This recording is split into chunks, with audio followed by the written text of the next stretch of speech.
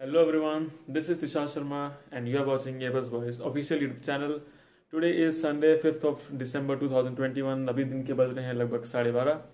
So I thought of making a video for today for all of you guys. And जैसे कि आपने देखा होगा कि चैनल पे काफ़ी टाइम से चंद्रगुप्त ही वीडियो डाल रहा था and I was away from the channel for a very long. But finally I have decided to come back to the channel and discuss a very short and nice topic with you all. सो अभी तो light यहाँ पे है थोड़ी कम, तो ऐसा करते हैं चलते हैं छत पे एंड वहाँ आपसे बात करते हैं। X-ray runway 7, hold correction runway 12, hold short runway 7, beam return. Roger that. जैसे आप सभी को पता है कि अभी हमारा चल रहा है एग्जाम मंथ, मतलब हमारा DGCA का सेशन 2 ऑफ 2022 सॉरी आने वाला है इन जनवरी। सो अब मैंने सोचा कि क्या मैं किसी टॉपिक के ऊपर वीडियो बनाऊं, तो किसी टॉपिक के ऊपर वीडियो बनाना इस टाइम पे मुझे लगता है कि कम्प्लीटली इनकन्वीनियंट होगा सभी लोगों के लिए, बिकॉज ऐसे टाइम पे हो गई है कि जो मेरे सब्सक्राइबर्स हैं वो वॉच आवर वीडियोस वो भी हमारा वीडियो नहीं देख पाएंगे एंड साथ ही साथ जो लोग नए होंगे चैनल पे वो भी हमारा वीडियो नहीं देख पाएंगे। So what I thought was that कि at least I can give some guidelines to the students who are going to appear for this time in model examination. So उसके लिए मैंने सोचा कि let's not discuss about particular module, but इस बार हम discuss करेंगे short में that what you should keep in mind before appearing in this new session of examination. क्योंकि यार देखो आपको भी पता चल चुका है कि पिछले एक साल में DGCA का जो पैटर्न हो गया है एग्जाम लेने का वो पूरी तरीके से बदल चुका है। अभी DGCA वो पुराना पैटर्न नहीं यूज़ कर रहा है जिसमें वो हमेशा 2-3 रेफरेंस बुक्स यूज़ करता था हमेशा अपने एग्ज़ाम में क्वेश्चंस डालने के लिए, but now they have literally levelled up and क्योंकि उन्होंने लेवल अप किया है तो it becomes a vital responsibility for we students as well कि हमको भी लेवल अप होना चाहिए। And for that what we need to do is that हमको सिंपली DGCA के पैटर्न को ही एनालाइज करके एग्ज़ाम देना है। सो ये वीडियो का थंबनेल देख के आपको समझ में आ गया होगा। थंबनेल में मैंने साफ साफ लिख दिया है कि watch this before appearing in examination and yes ये कोई सॉर्ट ऑफ क्लिक बेट नहीं है, this is completely a true video. So आते हैं पॉइंट पे। तो सबसे पहला हमारा पॉइंट है एग्जामिनेशन के लिए, वो मैं ये देना चाहूँगा कि अगर आप किसी भी एग्जामिनेशन में अब अपीयर कर रहे हो तो आप अपना जो प्रिपरेशन है वो लेना on the basis of last 1 year question paper. Example लेता हूँ मैं मॉडल 15 का, तो अगर आप मॉड्यूल 15 का ही सिंपल एग्जाम्पल ले लो तो मॉड्यूल 15 के जो 2019 में एग्ज़ाम हुआ करता था उसमें क्या था कि हमारा जो एग्जामिनेशन होता था सिंपली कुछ ही बुक्स थी। मोस्टली मैंने देखा था उस टाइम पे यासा बुक कवर होती थी, but now days what I have seen, because मैंने भी लास्ट ईयर दिसंबर 2022 में जो सेशन हुआ था उसमें मैंने 15 and 7 दिया था, तो उसमें मैंने ये चीज़ देखा कि DGCA ने मोर प्रायोरिटी दिया है over other books to Rolls Royce and trigger, जबकि ये वो बुक्स थी जिनको पहले DGCA ज़्यादा टच नहीं करता था। मोस्टली उसका रहता था आपका ओल्ड 12 वैसे रहता था एंड इन सब बुक से रहता था, but now they have started going through deep concepts of book like trigger and roles Royce and I find it very beautiful, because उस तरीके से कई स्टूडेंट्स जो उस बुक को स्किप कर जाते थे because now it will become a compulsion for them, उनको भी पढ़ना पड़ेगा वो चीज़।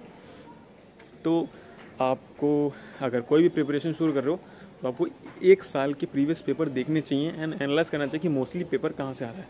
प्रिपरेशन करना अच्छी बात है, बट आंख बंद करके प्रिपरेशन करना बिल्कुल भी अच्छी बात नहीं है, बिकॉज रिस्क लेना भी होता है अच्छी चीज़ और एक होता है एनालाइज रिस्क लेना। तो इसलिए रिस्क लो बट वो एनालाइज तरीके से लो जिससे कि आपको वो result they properly. And secondly module 10 के लिए जो स्टूडेंट्स अपीयर होने वाले हैं उनके लिए मेरा सिंपल गाइडलाइन ये रहेगा कि मॉड्यूल 10 जो है अब उसका पैटर्न चेंज हो गया है। पैटर्न चेंज होने का मतलब है कि बिकॉज 2019 से लेकर 2021 के बीच में जितने भी डिफरेंट AACs आए हैं आपको उनसे गो थ्रू होना पड़ेगा। सीरीज़ वगैरह ये तो अलग चीज़ है, apart from that more priority आपको देना है AOP के ऊपर।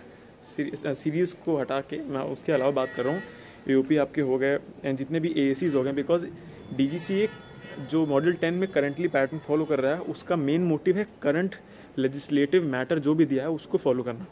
सो उसके लिए आप उठाओ different AACs।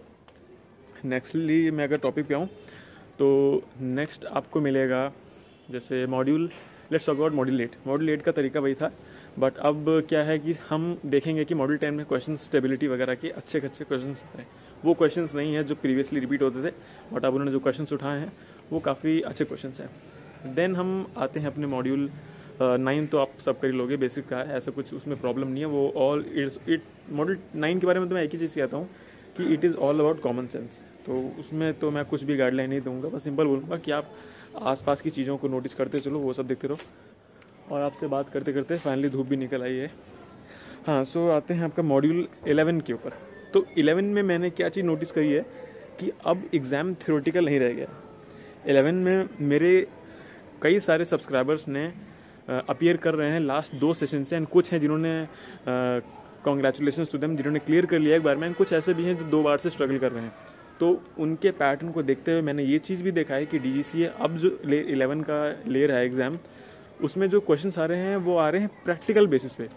Meaning for example hydraulic system हम सबको पता है, बट अब वो क्या कर रहा है, वो सीधे आपसे ही नहीं पूछ रहा है कि आपका हाइड्रोलिक फ्यूज कहाँ लगा होता है, बट अब वो क्या कर रहा है, सिस्टम का एग्जांपल दे के पूरा इम्प्लीमेंटेशन लगा के पूछ रहा है। सो बुक तो पढ़ो, साथ साथ डिफरेंट जगह एग्जांपल्स भी देखते रहो, जिससे कि आपको आइडिया लग जाए कि एग्जैक्टली ये जो क्वेश्चन पूछ रहा है वो किस एस्पेक्ट से है। उसके अलावा आते हैं हमारे अगले मॉड्यूल पे, मॉड्यूल 5 फॉर B1। B2 के लिए तो बहुत वास्ट है, and I am from B1, सो मुझे B2 का उतना नॉलेज नहीं है, मैं बात करता हूँ B1 की। सो B1 के लिए भी आपको अपने रियल लाइफ जो इंस्ट्रूमेंट्स हैं उन पे आपको पढ़ना है, जैसे कि आपका FMS हो गया, one of the most important topics for 5 is FMS हो गया, EFIS हो गया, ECAM हो गया, ठीक है, ECAS हो गया, ACRS, ये सारे वो टॉपिक्स हैं जो अभी तक आपको माइक टूलिंग में उतने वाइड नहीं मिलेंगे, बट बिकॉज ये इंपॉर्टेंट है टॉपिक्स, इसलिए मैंने आपको बताया। And yes, how can I forget module 17, one of the most frequently asked module by every subscriber to me nowadays is module 17। So उसके लिए मैं बता देना चाहता हूँ कि module 17 के लिए भी you should not skip Frank Delp book at all। ये आशा तो आपको बेसिकली कवर करनी ही करनी है। वुडन एंड स्टोरेज जो आपका एस्पेक्ट है वो आपको कवर करना है CAIP से। आपका कुछ पोर्शन 12A में भी दिया हुआ है प्रोपेलर का। अपार्ट फ्रॉम दैट आपको रेफर करनी है Frank Delp book for propellers, because उसमें से synchronising, synchrophasing, propeller governor and all their mechanism, उसके क्वेश्चंस बहुत आते हैं। So that you should keep in mind, and उसके बाद उस बुक को बिल्कुल भी स्किप मत करना। अगर प्रिपरेशन कर रहे हो तो उसको टॉप प्रायोरिटी दे के रखना, बिकॉज सिस्टम्स की सबसे अच्छी एक्सप्लेनेशन आपको उस बुक से मिल जाएगी। अदर देन दैट, जो भी लोग प्रिपरेशन कर रहे हैं मॉड्यूल के लिए, all the very best to you, and I hope कि आप सबका क्लियर हो जाए। एंड रिसेंटली मेरे चैनल पे मैंने पोस्ट किया हुआ है, मैंने क्या चंद्रगुप्त नहीं पोस्ट किया हुआ है, मैंने तो बस थोड़ा बहुत उसको इंडोर्स किया। चंद्रगुप्त ने पोस्ट किया एरोडायनेमिक्स की series. So if you are appearing in module 8 that is aerodynamics, that series will be very helpful for you, and I guarantee you that, because मुझे पता है कि चंद्रगुप्त का मॉड्यूल 8 कितना अच्छा क्लियर है, एंड उसने ही मुझे कुछ टाइम पहले पढ़ाया था रिवीजन करने के लिए भी। सो इसीलिए वो सीरीज़ उसने ही बनाई पूरी, मेरा उसमें कोई रोल नहीं था।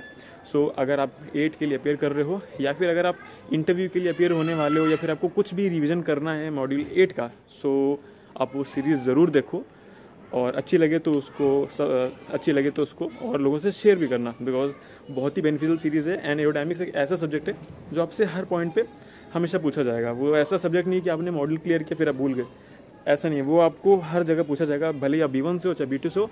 सो if you are from B1 और from B2, you should have an tight grip over aerodynamics. तो हमारी एरोडायनेमिक्स की सीरीज़ आप देखना बिल्कुल भी ना भूलें। एंड अपार्ट फ्रॉम दैट, ये वीडियो बस एक सिंपल सा आइडिया था for all the students to watch this video before appearing in model examination, जिससे कि उनको आइडिया रह जाए कि इन केस कुछ स्टूडेंट्स ऐसे भी हैं जिन्होंने 2019 एंड 20 में अपेयर नहीं किया बिकॉज ऑफ सम सर्कमस्टांसेस, कुछ भी हो सकता है, ठीक है। तो उनके लिए भी एक आइडिया रहेगा कि आपको जो मॉड्यूल अब अपेयर करना है वो थोड़ा वास्ट तरीके से अपेयर करना है। आपको जो सोचने का थिंकिंग होना चाहिए मॉड्यूल को प्रिपेयर करते टाइम, वो ये होना चाहिए कि मुझे पढ़ना है ऐसे क्वेश्चंस फेस करने के लिए जो DGCA वर्स से वर्स दे सकता है। बिकॉज अगर आप प्रिपरेशन वैसी रखोगे तो रिजल्ट भी अच्छा आएगा। And then ending the video here, I will not make the video a very long one, because I will not waste your time at all. I wish for every student out there who is watching this video to pass the examination with flying colors, and of course in first attempt. So all the very best to everyone who is preparing for the examination from Airbus Boys YouTube family, from Trishad and Jambu, and from all of our subscribers. So this is it for today. Keep preparing, keep learning, keep hustling. The struggle is real, but the end result will be glorifying you. So don't lose hopes, and keep watching Airbus Boys. See you next time.